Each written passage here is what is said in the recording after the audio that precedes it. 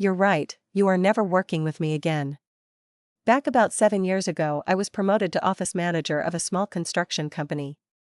I inherited a very messy role. The previous office manager was disorganized and technologically disadvantaged. When I came into the role, I was brand new to the type of work, but I have always been very detail-oriented.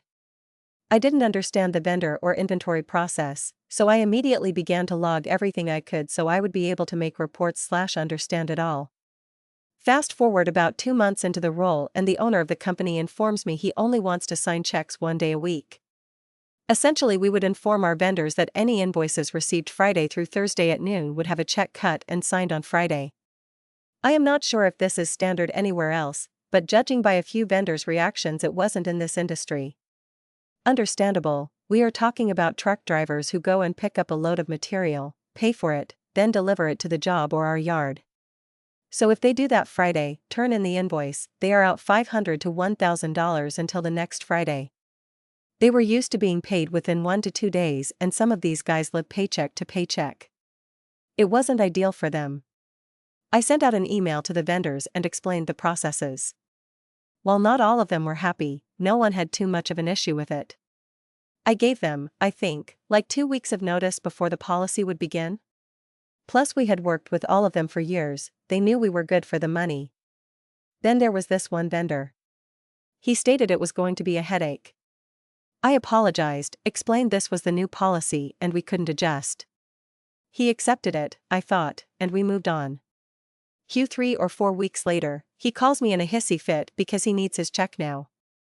I apologized, explained to him that his check was going to be signed the next day, this was a Thursday, as per our policy, and told him my hands were tied.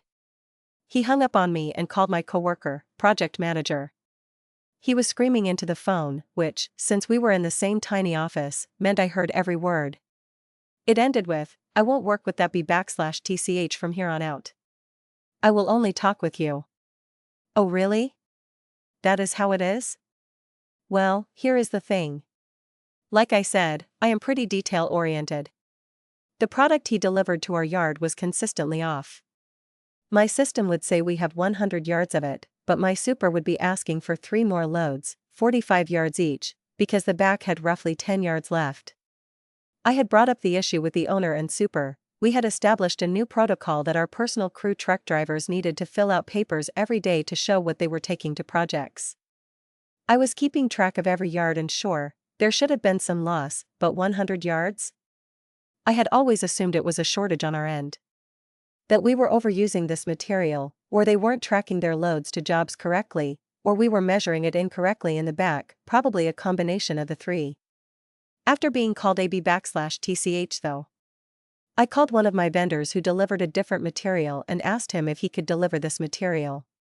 I told him how much we got, 45 yards a truck, usually 3 truck loads every other week, for blank cost, and he was bewildered. He goes, "How is that guy matching that cost? That is unbelievably low." Then he asked me who the vendor was. He tells me that guy's truck can't carry more than 20 yards, and when I was hesitant to believe this, he added, "Do you get weight receipts?" I had never heard of weight receipts. Again, I was an absolute baby in this industry. No one had trained me. However, I had noticed that every other vendor had a weight written on their invoices, something I had logged but never paid too close attention to because we measured in yardage, not tonnage.